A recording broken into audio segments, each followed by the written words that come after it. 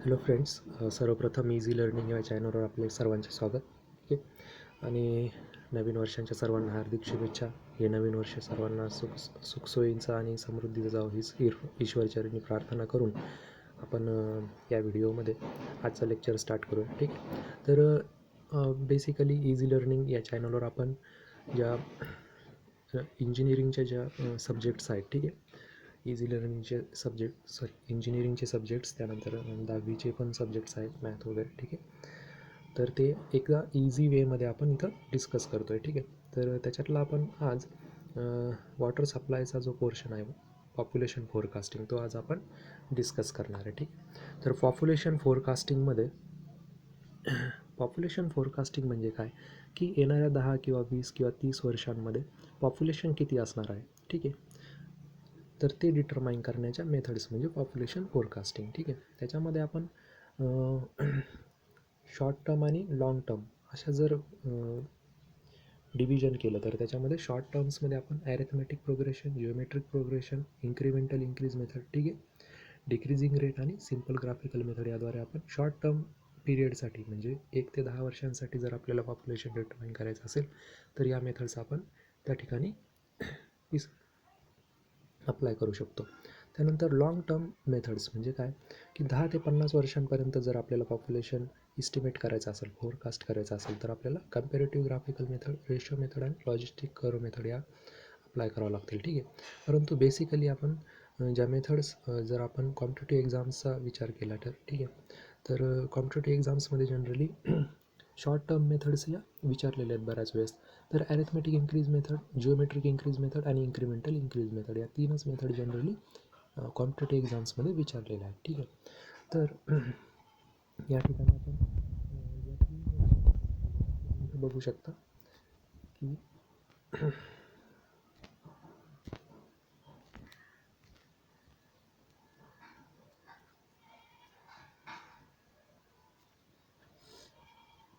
ॲरिथमेटिक increase method, ठीक आहे, त्याचं पॉप्युलेशन रेट आणि त्याची सुटेबिलिटी काय आहे जर आपण इथं डिस्कस केलं तर ॲरिथमेटिक इन्क्रीज मेथड ही द पॉप्युलेशन रेट जो आहे तो कॉन्स्टंट असतो आणि ओल्ड सिटीजसाठी ही मेथड ही अप्लाय केली जाते, किंवा लँड रिक्वायरमेंट जर कमी असेल तरीसुद्धा ॲरिथमेटिक इन्क्रीज मेथड ही अप्लाय केली जाते.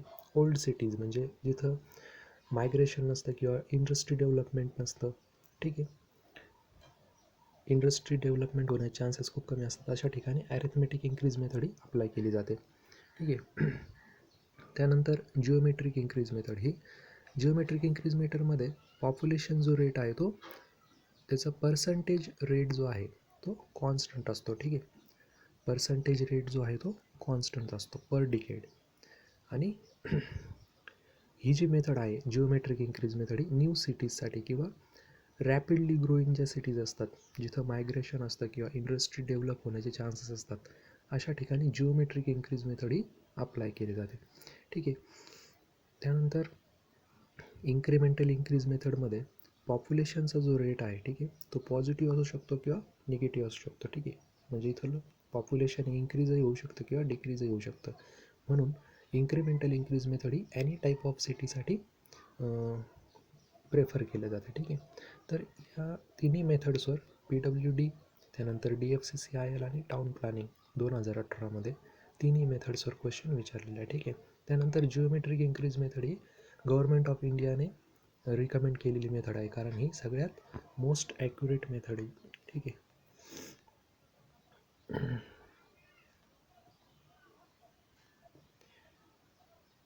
त्यानंतर याच्यामध्ये आपण ॲरिथमेटिक इन्क्रीज मेथडवर एक न्यूमेरिकल, आत्ता जो SSC JEEचा पेपर झाला होता 2019मध्ये, त्यामध्ये एक ॲरिथमेटिक इन्क्रीज मेथडवर क्वेश्चन विचारलेलं आहे. ठीक आहे. तर ॲक्च्युली तो क्वेश्चन नाही आहे, परंतु त्याच बेसिसवर किंवा त्याच लाईनवरचा एक क्वेश्चन आपण इथं डिस्कस करणार आहे. ठीक आहे. तर याच्यामध्ये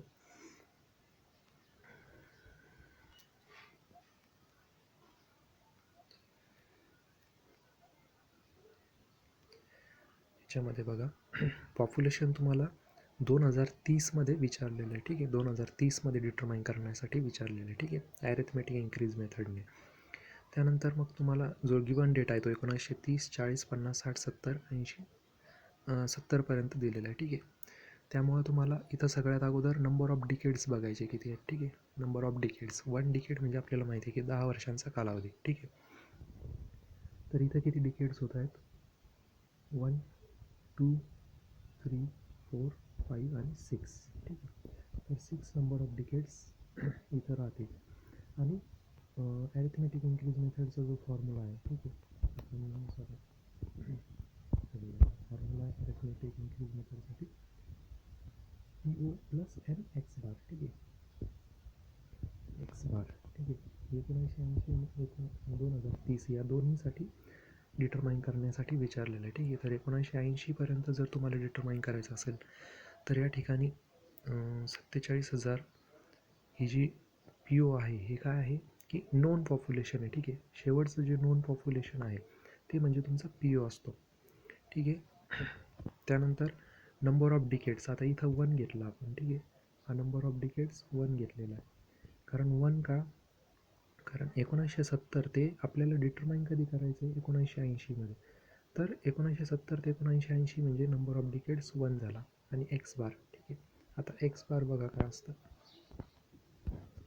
तर एक्स बार बघा, x1 x2 x3 x4 divide by summation of 4. ठीक आहे. या प्रकारे आपण एक्स बार डिटरमाइन करू शकतो. आता x1 कसा डिटरमाइन करायचा, तर ज्या पॉप्युलेशन्स आपल्याला गिवन आहेत, ठीक आहे, P2 P1 P2 P3 P4 P5 या प्रकारे आपण त्याला नावे दिली. ठीक आहे. तर त्याच्यामध्ये P2 मायनस P1, ठीक आहे, म्हणजे तुमचा झाला x1. त्यानंतर P3 minus P2 it will be your x2. P4 minus P3 will be your x3. ठीक आहे. In this way you have to calculate your X bar. ठीक आहे. त्यानंतर तो इथं पुट करायचा आहे. ठीक आहे. या प्रकारे तुम्ही पॉप्युलेशन 1980मध्ये किती असणार ते डिटरमाइन करू शकता. ठीक आहे. पर्टिक्युलरली या न्यूमेरिकलमध्ये 2030साठी पण विचारलेलं आहे. त्यामुळे 2030चं डिटरमाइन करायचं आहे तुम्हाला, तर PO जो आहे तो सेम राहील तुमचा. ठीक आहे. PO जो आहे तो सेम राहील 47,000. इथं नंबर ऑफ डिकेड्स चेंज होईल. ठीक. नंबर ऑफ डिकेड्स इथं 6 येतील, कारण 1970 ते 2030, 1970 ते 2030मध्ये 6 डिकेड्स आहेत, म्हणून number of decades will be 6. आणि एक्स बार त्याच वेमध्ये राहील. ठीक आहे. फक्त नंबर ऑफ डिकेड्स इथे चेंज होणार आहे. त्यानुसार पॉप्युलेशन इन 2030मध्ये जाईल 80,000. ठीक आहे. तर मेथड्सबद्दल एवढा जरी पोर्शन आपण केला तरी तो सफिशियंट राहील. ठीक आहे. त्यानंतर वॉटर डिमांड्स बघूया आपण. ठीक आहे. तर वॉटर डिमांड्समध्ये बघू, वॉटर डिमांडचं हे पाय चार्टनुसार आपण कोणत्या डिव्हिजनसाठी किंवा कोणत्या पर्पजसाठी कोणत्या वॉटर डिमांड्स या यूज होतात. ठीक आहे. आता बेसिकली आपण या चॅप्टरमध्ये पब्लिक सप्लायवर बोलणार आहे. ठीक आहे. तर पब्लिक सप्लायमध्ये बघा 12.7% हे वॉटर यूज होतो, ओव्हरऑलच्या 12.7% फक्त. ठीक आहे.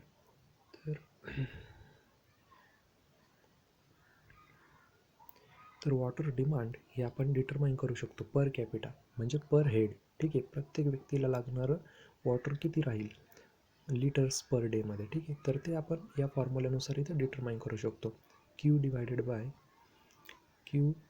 Bye P into 365. ठीक आहे. Where Q will be your load quantity. ठीक आहे. Total quantity of water required by various purposes. ठीक आहे. डिवायडेड बाय P म्हणजे पॉप्युलेशन ऑफ दी टाउन. ठीक आहे. आणि लिटर्स पर डेमध्ये तुम्हाला पर कॅपिटा डिमांड ही व्हॅल्यू भेटेल. ठीक आहे. तुम्ही पर कॅपिटा डिमांड किंवा पर हेड डिमांड ही डिटरमाइन करू शकता. त्यानंतर वॉटर डिमांड्स आणि वॉटरचं काही व्हेरिएशन असतं ते आपण या पेजमध्ये बघणार आहे. ठीक आहे. तर बघा, वॉटर डिमांड्स ह्या व्हॅरी होतात. IS 1172 हा जो IS कोड आहे, IS 1172, त्यानुसार वॉटर डिमांड्स ह्या गिवन आहेत. ठीक आहे. याच्यावर पण WCD आणि MNCमध्ये क्वेश्चन्स विचारलेले. ठीक आहे. तर इथं तुम्ही बघू शकता की domestic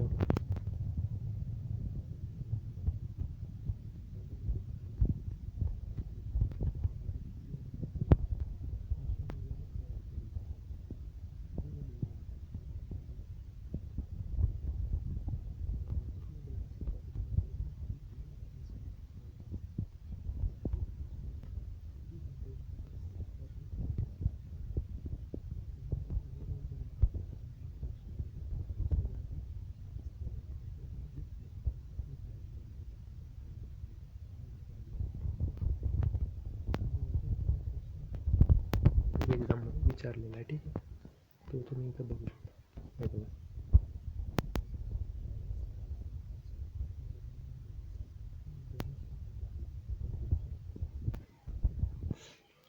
domestic water consumption for full flushing conditions म्हणजे काय, 200 लिटर्स पर हेड पर डे, ठीक आहे. तर या प्रकारे हा WCDचा क्वेश्चन इथं विचारलेला आहे, ठीक आहे.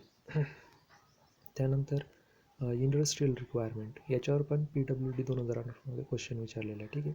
PWD मध्ये विचारलेला क्वेश्चन इंडस्ट्रियल एरियासाठी किती राहील वॉटर डिमांड, अशा प्रकारे होता. तर इंडस्ट्रियलसाठी किती असतो की 50 लिटर्स पर हेड पर डे, ठीक आहे.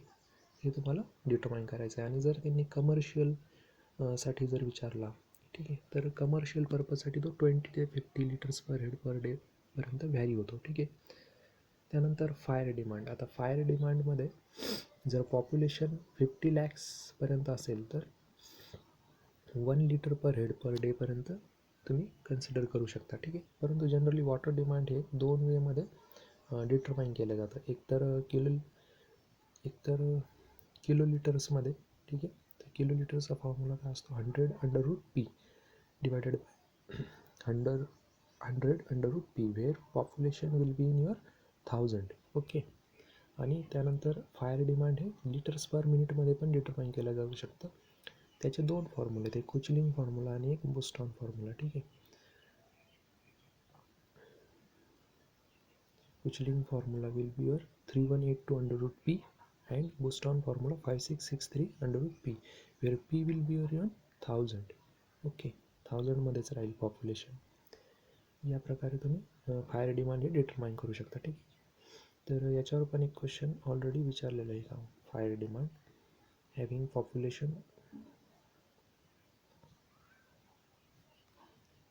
121,000 इन किलो लिटर, ठीक आहे. तर किलो लिटरमध्ये इथं विचारलेलं आहे, ठीक आहे.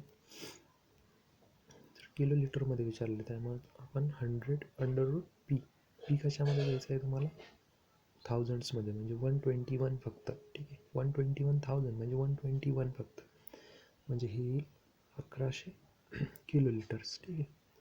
किलो लिटरसाठी हा फॉर्म्युला आहे, ठीक आहे. त्यानंतर आपण वॉटर डिमांडचं व्हॅरिएशन बघू. व्हॅरिएशन ऑफ वॉटर डिमांड, ठीक आहे. आता व्हॅरिएशन याच्यावर पण बऱ्याच वेळेस क्वेश्चन विचारलेला आहे, ठीक आहे. हवरली डिमांड, डेली डिमांड, विकली डिमांड, मंथली डिमांड.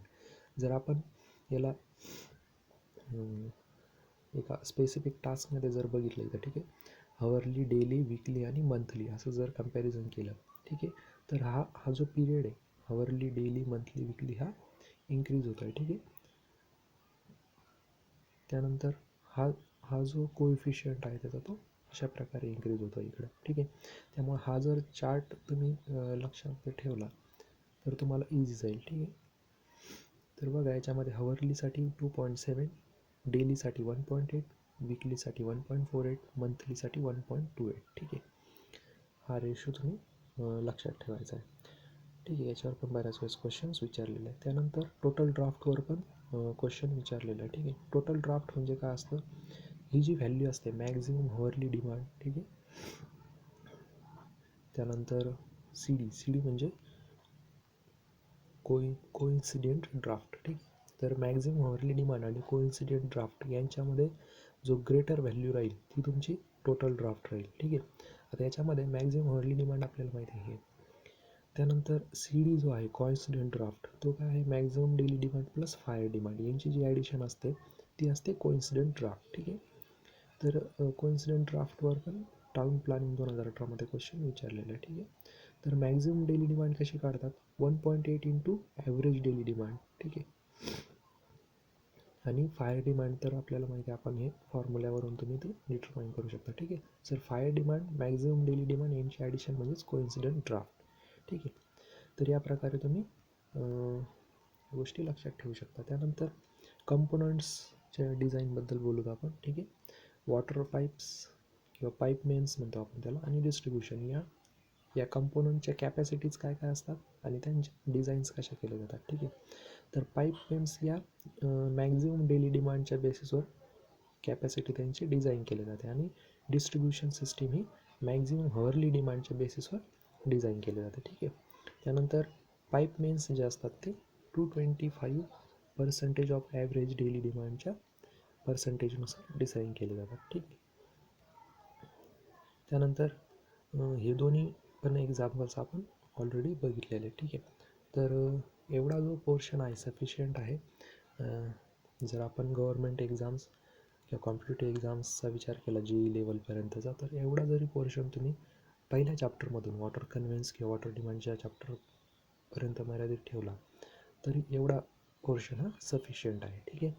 तर नेक्स्ट पार्ट आपण समोरच्या चॅप्टर्समध्ये बघू. ठीक आहे.